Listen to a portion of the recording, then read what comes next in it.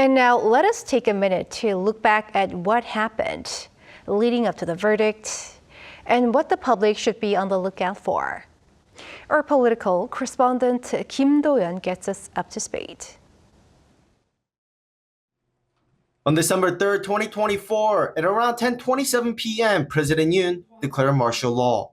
Lawmakers, overcoming the initial standoff against the police and military, rushed to the National Assembly and voted to overturn the declaration after 6 hours. 11 days later, with a dozen ruling People Power Party lawmakers changing their minds from the first vote, the second impeachment vote passes the threshold of 200. 가 204표, 부 85표, 기권 3표, 무효 8표로서 가결되었음을 선포합니다.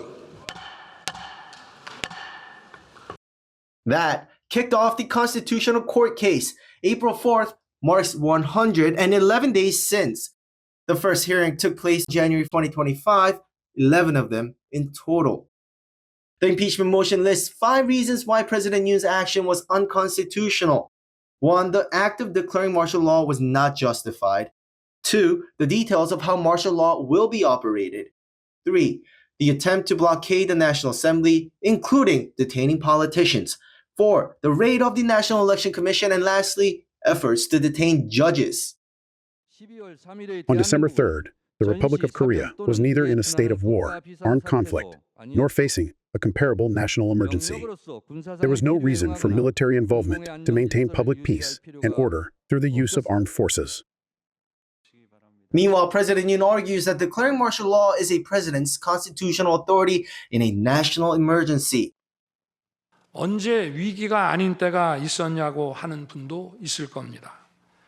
그렇지만 그동안의 위기가 돌발 현안 수준이었다면 지금은 국가 존립의 위기, 총체적 시스템의 위기라는 점에서 차원이 완전히 다릅니다. He claimed the Democratic Party of Korea has been abusing its majority to pass impeachment motions of key government officials and has cut budgets way too far. And that there were anti-state forces already active in South Korea threatening the nation's security while saying the election system was mismanaged.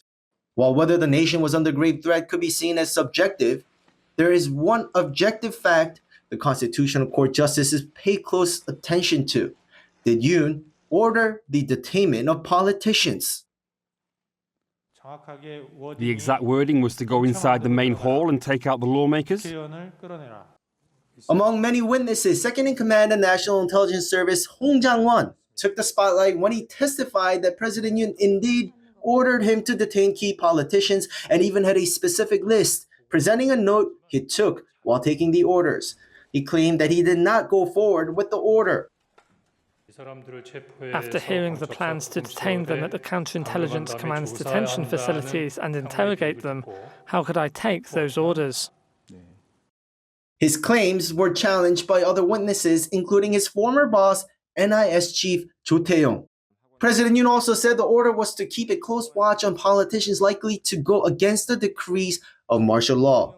There are 8 justices on the bench currently. It takes 6 to uphold the impeachment. Kim Do-yeon, Arirang News.